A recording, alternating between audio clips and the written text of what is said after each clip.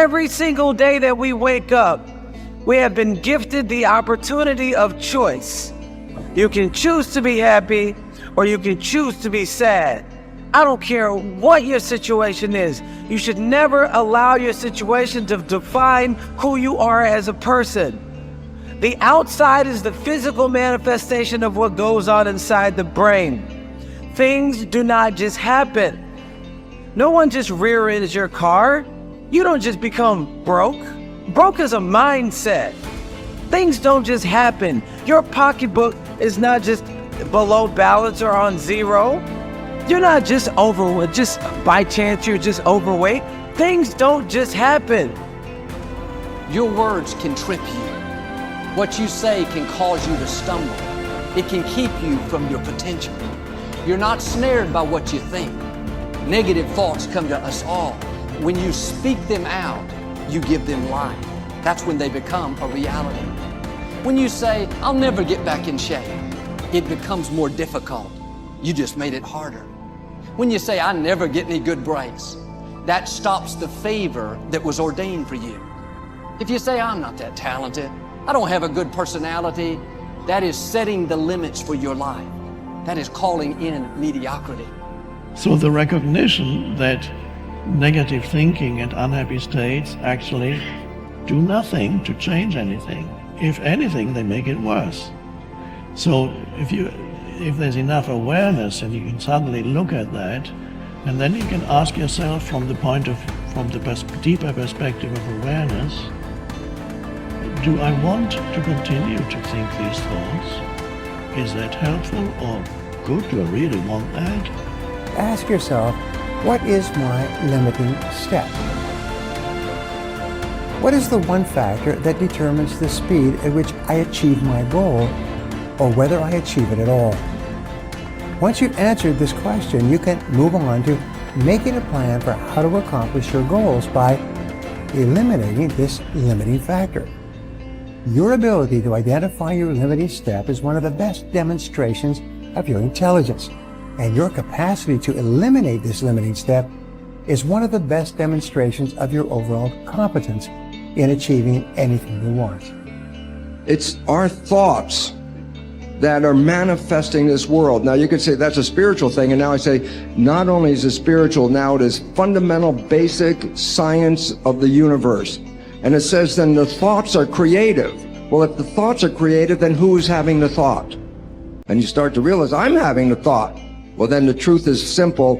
As Richard Conn Henry said, you are creating this world with your mental activity and your spirituality combined.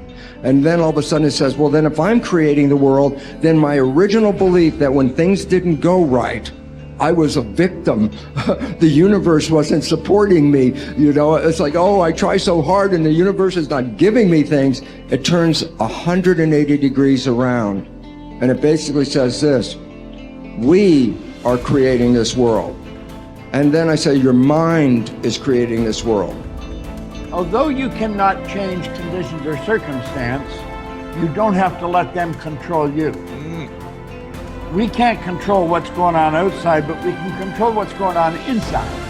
You know, and unfortunately, I don't think many of us have been raised to really understand that. And it's a lack of understanding that's causing all our problems. We are the only creature on the planet that's totally disoriented in our environment. All the little squirrels, the birds, all the animals are completely at home in their environment. They blend in. You and I are totally disoriented in our environment. We've been given the mental faculties to create our own environment. However, we go right through school and we've never learned that. We have higher faculties, and the average person has no knowledge of how to operate with them, how to develop them. We have perception, the will, reason, imagination, memory, and intuition. Now, those mental faculties, they're not just words, they're actually mental faculties that we can use to take control over our world and to create the environment that we want. But unfortunately, we grow up, we don't know that. We've been raised to live through by what we see, hear, smell, taste, and touch, our physical senses. And we've been raised to be controlled by what's going on outside. As little kids, will you listen to what I'm telling you? Will you look at this? You know, and so it's all outside. We get our report card, and that tells us what kind of student we are. But it really tells us where our mind was at for a few minutes 3 weeks ago. Got nothing to do with who we are. So I think we're raised in ignorance, actually. There's a very small percentage of the population that have a reasonably clear understanding of who they are and what they're capable of doing. But the ones that do are in the minority. People think that the purpose of memory is to remember the past. And that's not the purpose of memory. The purpose of memory is to extract out from the past lessons to structure the future. And that's the purpose of personal memory. And so you're done with a memory when you've extracted out the information that you can use to guide yourself properly in the future. So if you have a traumatic memory, for example, that's really obsessing you, if you analyze that memory to the point where you figured out how you put yourself at risk and you can determine how you might avoid that in the future, then the emotion associated with that goes away. So memory has a very pragmatic function. And cultural memory is the same thing, is that we need to extract out stories from our past that structure our future. And we need that because, well, first of all, if you don't have a purpose, let's say, it isn't that your life becomes neutral in a meaningless sense. It's that your life becomes characterized by unbearable suffering, because the baseline condition of life is something like unbearable suffering. And what you have to set against that is a noble and worthwhile purpose. And hopefully your determination of that purpose is buttressed to some degree by the wisdom of the past, because you can't conjure something like that up on your own. And if you provide people with nobility of purpose, then they can tolerate the suffering of existence without becoming entirely corrupted by it. And cultures that don't do that, it isn't even so much that they die, it's that cultures that don't do that are dead. They're done. They don't have a story anymore. They don't have a call to adventure. And then everyone suffers stupidly as a consequence. It's a very bad thing. So Churchill made the same observation that many of the great psychologists and philosophers made in the early part of the 20th century. It's like, bring the story forward and propagate it and make it the most noble possible story. And then you motivate people to transcend themselves, which they need to do. So yes, he's exactly right in his diagnosis. In order for us to become abundant, we have to overcome the old personality. And that's 95% of who we are, right? Yes. So then, the side effect of the beginning of this process is a lot of discomfort.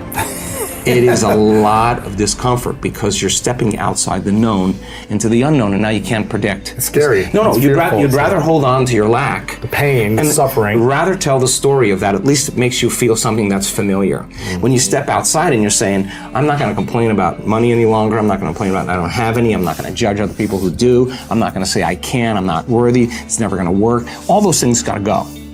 I'm not going to feel lack. I'm not going to feel unworthy. I'm not going to feel separation. I'm not going to feel resentment. These are the things that are keeping my reality the same. Now it's no longer about abundance, about who you become. Mm-hmm. The most successful people are long-term thinkers. They look into the future as far as they can to determine the kind of people they want to become and the goals they want to achieve. They then come back to the present and determine the things that they will have to do or not do to achieve their desired futures. This practice of long-term thinking applies to work, career, marriage, relationships, money, and personal conduct. Successful people make sure that everything they do in the short term is consistent with where they want to end up in the long term. They practice self-discipline at all times. You see this willingness to sacrifice in people who spend many hours and even years preparing, studying, and upgrading their skills to make themselves more valuable, so that they can have a better life in the future, rather than spending most of their time socializing and having fun in the present. Your ability to think, plan, and work hard in the short term, and to discipline yourself to do what is right and necessary before you do what is fun and easy, is the key to creating a wonderful future for yourself. Your ability to think long term is a developed skill. As you get better at it, you become more able to predict with increasing accuracy. what is likely to happen to you in the future as the result of your actions in the present. This is a quality of the superior thinker.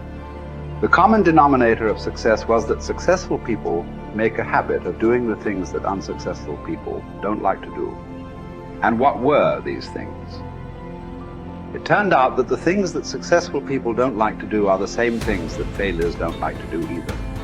But successful people do them anyway because they know that this is the price they have to pay if they want to enjoy greater success and rewards in the future. Successful people are more concerned with pleasing results, whereas failures were more concerned about pleasing method. Successful, happy people were more concerned with the positive, long-term consequences of their behaviors, whereas unsuccessful people were more concerned with personal enjoyment and immediate gratification.